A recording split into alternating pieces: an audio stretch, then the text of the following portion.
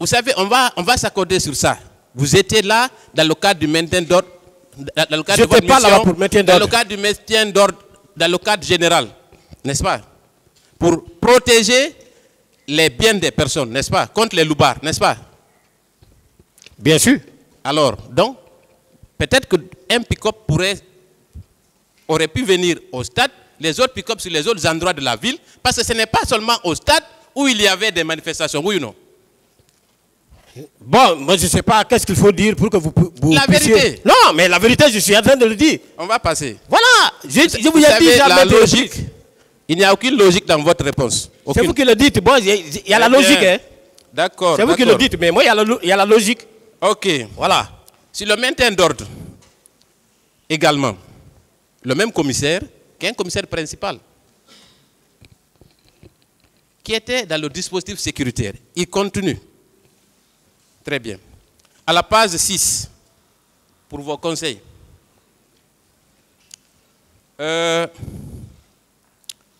Savez-vous qui a donné l'ordre d'ouvrir le portail?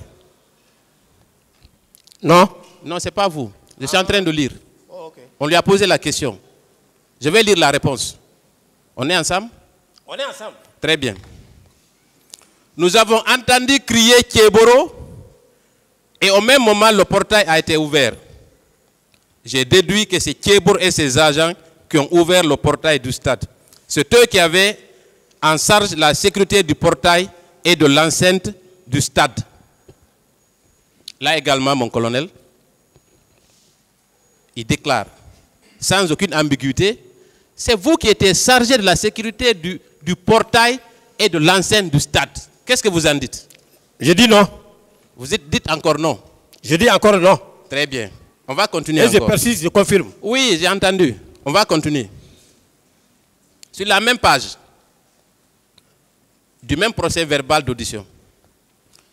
Quelle était la situation, quelle était la mission confiée aux gendarmes?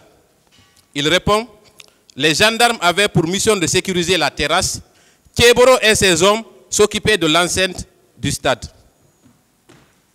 Là également, il est formel, c'est vous qui êtes chargé du maintien d'ordre.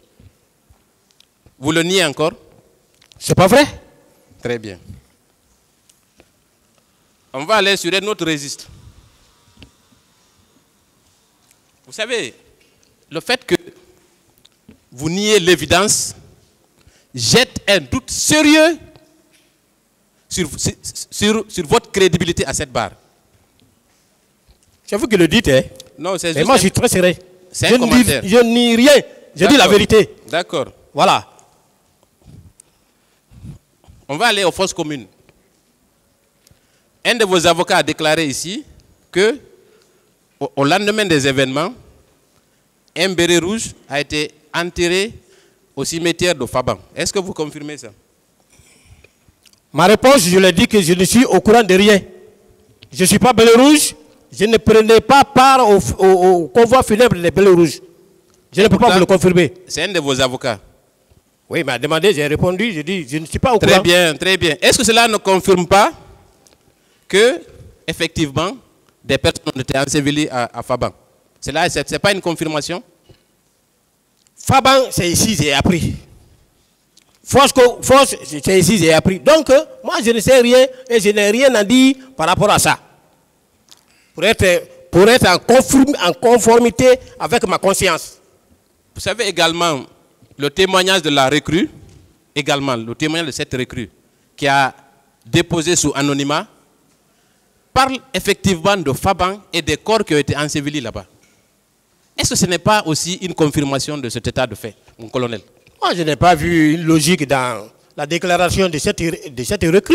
Et elle n'a pas été précise. Monsieur le Président. On m'a dit un chef, un gradé, Monsieur le Président, un ami, sans préciser les noms. D'accord. Monsieur le Président, donc à la lumière de tout ce qui a été dit concernant Faban, nous demandons officiellement, Monsieur le Président, qu'un transport judiciaire soit ordonné afin d'aller vérifier, en tout cas se rendre sur les lieux, pour comprendre effectivement est-ce qu'il y a nécessité de faire une expertise médico-légale pour pouvoir identifier les personnes qui ont été ensevelies.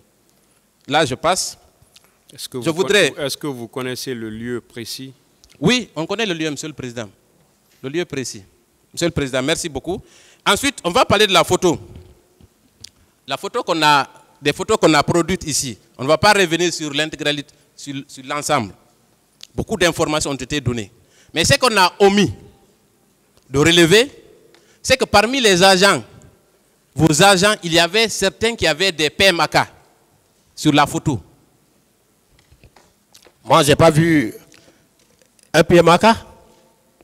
Parce que vous n'avez pas vos lunettes, peut-être. Non, mais je n'ai pas vu un PMAK. Il y a parmi eux 3 qui ont des PMAK. Je vais continuer.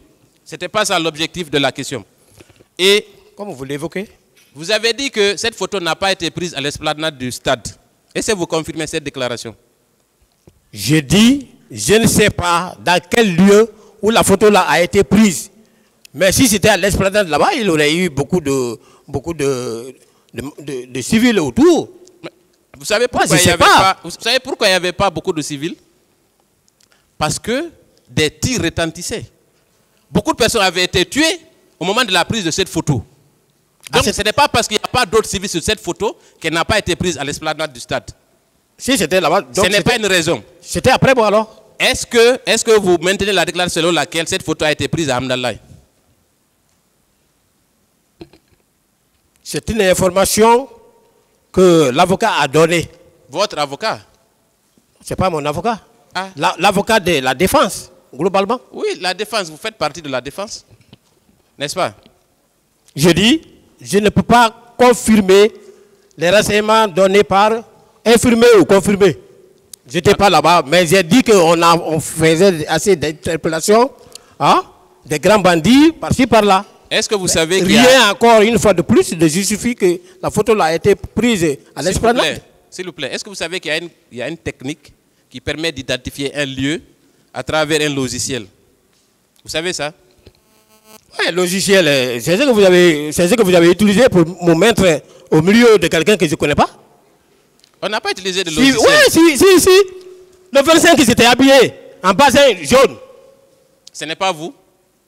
Après, vous me prenez, vous me mettez au milieu d'un inconnu. C'est grave. Qu'est-ce qui est grave? Mais cette manipulation. Ce n'est pas une manipulation. C'est une œuvre très grave. S'il vous plaît. Depuis le matin, vous êtes calme et courtois. Il faut que ça continue. Je suis toujours comme ça. Ah, vous commencez à déborder? Non, je ne déborde pas. Si je déborde, il y a le président ici pour me cadrer, ce n'est pas vous. Le président est très patient. Non, mais... Il vous observe aussi. Non, comme vous aussi, il vous observe. Très bien. Il nous observe avec les questions, s'il vous plaît. Voilà, c'est le président. On calmez-vous. Je suis calme, monsieur le président. Monsieur le président, je vous remercie, monsieur le président. Est-ce que vous savez qu'il y a une technique d'identification d'un lieu? À travers cette photo, on peut savoir où elle a été prise. Est-ce que vous le savez? Je ne sais pas. Ah oui, je vous l'apprends. Le moment venu, puisque vous contestez que cette photo a été prise sur l'esplanade du stade, une technique nous permettra tous de savoir qu'effectivement cette photo a été prise là-bas. En relation avec mes avocats. La technique là va s'opérer en présence de mes avocats. Voilà, monsieur le président, je voudrais terminer aussi par demander que le tribunal accepte de se rendre au stade, ne serait-ce que pour une reconstitution des faits. Puisqu'il est important que tout ce que nous sommes en train de discuter à cette barre, c'est produit au stade et dans les alentours. Donc, il serait important que le tribunal accepte le moment venu d'ordonner un transport judiciaire pour qu'il y ait la reconstitution des faits, pour que chacun soit mis devant ses responsabilités. Et enfin, monsieur le président, sur l'une des photos que nous avons produites, il y a qu'un individu a été identifié sur cette photo que mes confrères voudront en parler. Je vous remercie, monsieur le président, pour votre patience.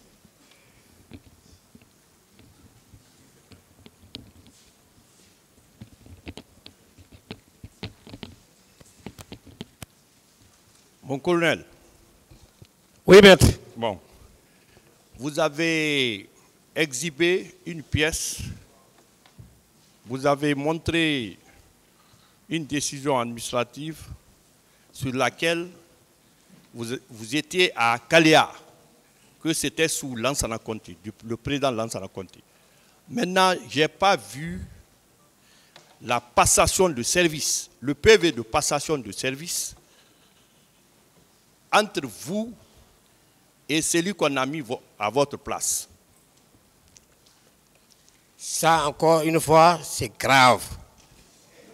très grave. Hein? Non, il y a passation de service. Il peut y avoir passation de service entre les responsables. Je n'étais pas directeur. Je n'étais pas directeur des études. Je n'étais pas officier de centre. Pour parler d'une passation de service.